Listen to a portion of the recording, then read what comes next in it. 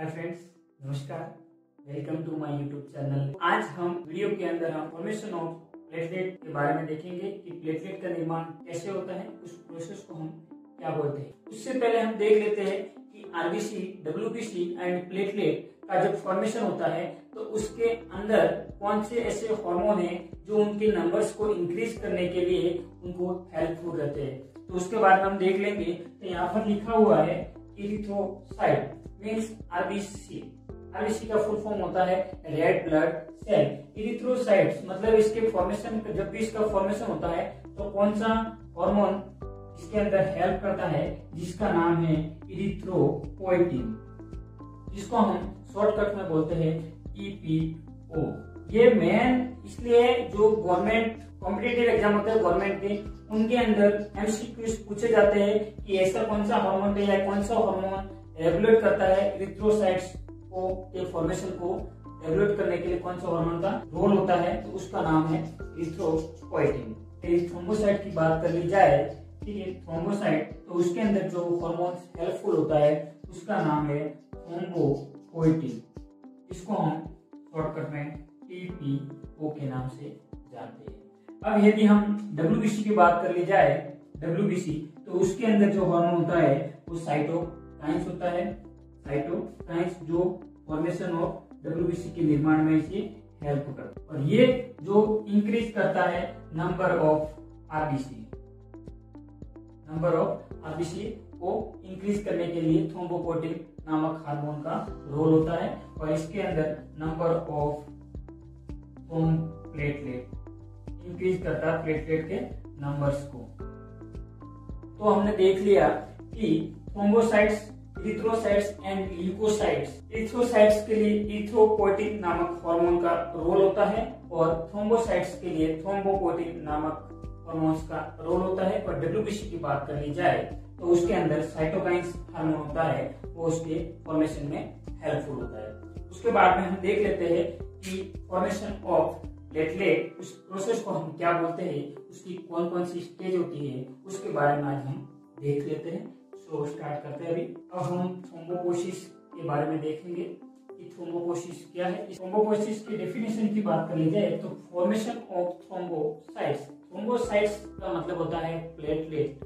ये थ्रोम्बोसाइट्स है, ये साइंटिफिक नेम है प्लेटलेट। उसके बाद में हम देख लेते हैं कि साइट्स ऑफ थ्रोम्बोपोसिस मीन्स थ्रोम्बोपोसिस का सबसे पहले निर्माण कहाँ पर होता है, कौन से साइट पर होता है। In yolk sac in the embryo, in help sac in the embryo. सबसे पहले जो एम्ब्रियो की योर्क सेक होती है उसके अंदर होता है। देन शिफ्ट टू लिवर, ये उसके बाद में लिवर के अंदर शिफ्ट हो जाता है, और फाइनली शिफ्ट हो जाता है बोन मैरो के अंदर। एक अडल्ट पर्सन होता है उसके अंदर एक शिफ्ट हो जाता है। उसके बाद में हम देख लेते हैं कि स्टेज फॉर्मेशन, कौन कौन सी स्टेज में इसका फॉर्मेशन होगा, उसके बारे में हम देख लेते हैं।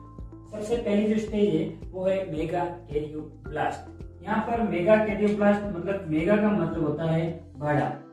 मेगा का मतलब क्या होता है, बड़ा। ब्लास्ट का मतलब देखा जाए तो ब्लास्ट का मतलब होता है इमैच्योर सेल। पहली स्टेज की हम बात करें तो इसका जो साइज होता है, मेगाकैरियोब्लास्ट का जो साइज की बात कर ली जाए तो इसकी जो साइज होती है वो 8 से लेके 24 माइक्रोन मीटर होती है। यदि हम इसके न्यूक्लियस की बात कर ली जाए तो इसके अंदर जो न्यूक्लियस होता है वो लार्ज अमाउंट में इसका न्यूक्लियस होता है। और यदि हम इसके साइटोप्लाज्म की बात कर ली जाए तो इसके अंदर जो साइटोप्लाज्म होता है स्मॉल अमाउंट में बेसोफिलिक साइटोप्लाज्म होता है। बेसोफिलिक साइटोप्लाज्म होता है। थ्रोम्बोसाइट्स का निर्माण होता है, प्लेटलेट्स का निर्माण होता है, तो उसके इसका मेगाकैरियोब्लास्ट का कितना परसेंटेज उसके अंदर होता है, तो 20% total megakaryoblast in the bone marrow. उसके बाद में सेकेंड स्टेज की आती है प्रो मेगाकैरियोसाइट।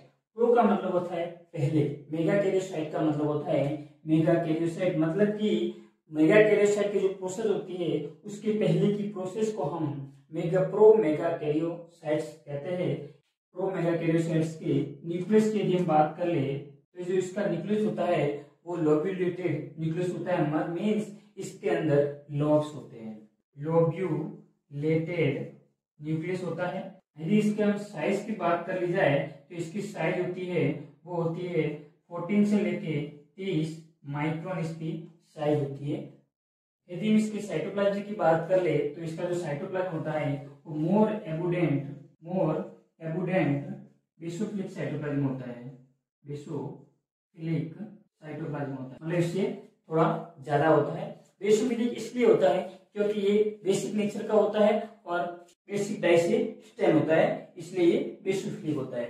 यदि इसके हम परसेंटेज की बात कर ली जाए कि प्रोमेगाकैरियोसाइट, टोटल प्रोमेगाकैरियोसाइट बोन मैरो के अंदर इसका कितना परसेंटेज होगा, तो इसका जो परसेंटेज होगा वो होगा 25%। जो थर्ड स्टेज है उसको हम बोलते हैं मेगाकैरियोसाइट।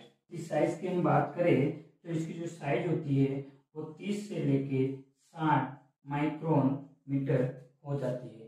उसके बाद में हम इसके न्यूक्लियस की बात करें, मेगाकैरियोसाइट्स के न्यूक्लियस की बात करें तो इसका जो न्यूक्लियस होता है वो हाईली लोब्यूलेटेड सिंगल न्यूक्लियस। उसके बाद में मेगाकैरियोसाइट के साइटोप्लाज्म की बात कर ली जाए तो इसका जो साइटोप्लाज्म होता है वो रिड्यूस हो जाता है। उसके बाद में यदि हम इसके टोटल परसेंटेज की बात कर ली जाए कि टोटल परसेंटेज मेगाकैरियोसाइट्स का कितना होता है, तो इसका जो परसेंटेज होता है वो 50% होता है। टोटल बोन मैरो के अंदर इसका जो परसेंटेज होता है वो 50% होता है। लास्ट में जो फोर्थ स्टेज है उस स्टेज के अंदर थ्रोम्बोसाइट्स का फॉर्मेशन होता है। उसके बाद हम देख लेते हैं थ्रोम्बोसाइट्स। यदि हम प्लेटलेट्स की बात करें तो थ्रोम्बोसाइट से प्लेटलेट को हम थ्रोम्बोसाइट्स के नाम से भी जानते हैं। यदि इस प्लेटलेट के डायमीटर की बात कर ली जाए तो इसका जो डायमीटर होता है वो 2 माइक्रोन मीटर होता है। प्लेटलेट की लाइफ स्पेन की बात कर ली जाए तो इसकी जो लाइफ स्पेन होती है वो 8 से 10 दिन की होती है। हमारी बॉडी के अंदर प्लेटलेट का जो मेन रोल होता है वो होता है ब्लड क्लॉटिंग का एंड कोगुलेशन। मीन्स हमारे बॉडी के अंदर यदि कभी भी हमारे बॉडी में इंजरी हो जाती है तो ब्लड को क्लॉट होने से रोकने के लिए थ्रोम्बोसाइट्स के अंदर हेल्प करता है। उसके बाद में हम इसके यदि नॉर्मल रेंज की बात कर ली जाए, प्लेटलेट के नॉर्मल रेंज की यदि हम बात करें तो इसकी जो नॉर्मल रेंज होती है वो होती है 1.5 लाख से लेके 4 लाख 10⁹ पर लीटर इसकी नॉर्मल रेंज होती है। तो हमने देख लिया इसकी 4 स्टेज देख लिया हमने, megakaryoblast and promegakaryocytes, megakaryocyte and last stage thrombocyte. इन 4 स्टेज के द्वारा हमारे बॉडी के अंदर थ्रोम्बोसाइट्स का फॉर्मेशन होता है।